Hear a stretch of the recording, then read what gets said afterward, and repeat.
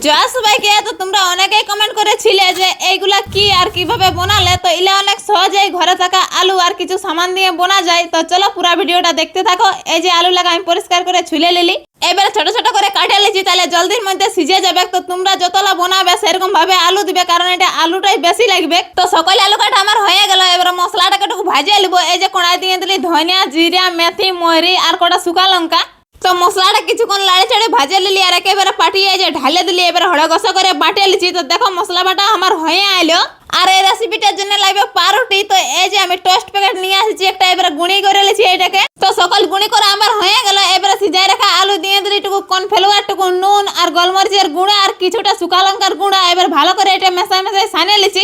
আর এবারে দিয়ে দিলি ভাজে রাখা মশলাটা। তো এটাকে এবার ভালো করে মেশা নিয়ে তারপর একটা ডুবা নিয়ে নিলি ময়দা আর কর্নফ্লাওয়ার। আরো এটা দিয়ে দিলি টুকু গোলমরিচ গুঁড়া, ভাজা মশলা আর টুকু নুন। এবারে এটা জল দিয়ে ভালো করে মেশা লিছি সানে সানে। তো এই মিশ্রণটা টুকু ঝোল ঝোল করে সানলি, কারণ এটা জোড়াতে হবে। তো এই যে সানে রাখা আলুটা এই প্লাস্টিকের মধ্যে এবারে ভরে দিচ্ছি, কারণ এটা বেলে চারটা সস সমান করতে হবে। তো এই যে প্লাস্টিকটা ভরে উপর দিকটা মুড়ে লিছি আর হাতে একটু চেপটা করে লিছি। তারপরে চাকি বেল্লা দিয়ে এই যে চারিদিকে সয়ের করে লিছি। তো দেখো চারদার বেলার পর কত সুন্দর এই না দেখাচ্ছে। এটা এবার সরু সরু পিস পিস করে কাটে লিব। আর তোমাদের দুটা কমেন্টও পড়ে লিব।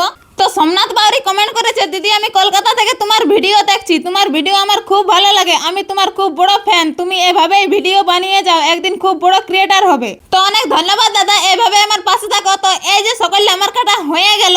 আর চারু গড়াই কমেন্ট করেছে, কি করে তুমি এত সুন্দর খাবার করো। তো এই যে পিস পিস করে কাটে রাখা আলু মাখাটা ময়দা কর্নফ্লাওয়ারের ঝোলটাই ভালো করে চোবড়া নিয়ে টোস্টের গুঁড়াটা একেবারে চারোদা লটপটা নিয়ে এই থালটায় সকলকে একটা একটা করে রাখে নিব। তো মীরা সিং সর্দার কমেন্ট করেছে, বেশ লোভনীয় লাগছে, কিন্তু দিদি ভাই একা একা খেও না, একটু দিও, দারুণ দারুণ পছন্দের। আর তুমি যে নতুন নতুন রেসিপি বানাও সেগুলো আমার খুবই ভালো লাগে। তো এই যে সকলে বোনা আমার হয়ে গেল। আর কড়াই তেলকে ঢালে দিলি, এবার ভালো করে তেলটা তাতা নিয়ে একটা একটা সকলকে ছাড়িয়ে দিচ্ছি। তো নীলিমা মা তো কমেন্ট করেছে, বাহ খুব সুন্দর বানিয়েছো, দেখে তো পুরো লোভ লাগছে। তো একদিন চলে আসবে দিদি, তোমাকেও বোনাই খাওয়ান দিব। এই যে লাড়ে ছেড়ে লাল লাল করে ভালো করে ভাজে লিছি। তো দেখো একবার লাড়ে ছেড়ে লাল লাল করে ভাজে লিলি, এলে উঠা নিয়ে এই থালটায় রাখে লিছি আর ঘুরিয়ে আরেকবার ছাড়ে দিব।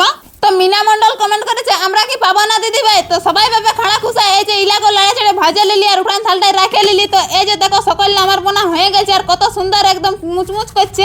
আর একটা খাড়ে দেখাচ্ছি, দেখো কত সুন্দর, ভিতরটা একদম পুরো ভরা। তো শুধু কি খাড়ে দেখাবো, আমি একেবারে খাইয়ে দেখছি, সত্যি কিন্তু দারুণ হয়েছে। আর এই যে এদিকে মনোজ নিয়ে বসে গেছে আর এদিকে নূর বাবাও নিয়ে বসে গেছে। এই যে দেখো গস করে একদম উরু উরু তাতা তা মুহে ভিতরান দিল। আর এদিকে চাঁদমণিকেও দিয়ে দিলি, ওরা বলছে কি করে বানালি কাকি, দমে সুন্দর লাগছে যে। আর এই যে এদিকে শ্বশুরকেও দিয়ে দিলি।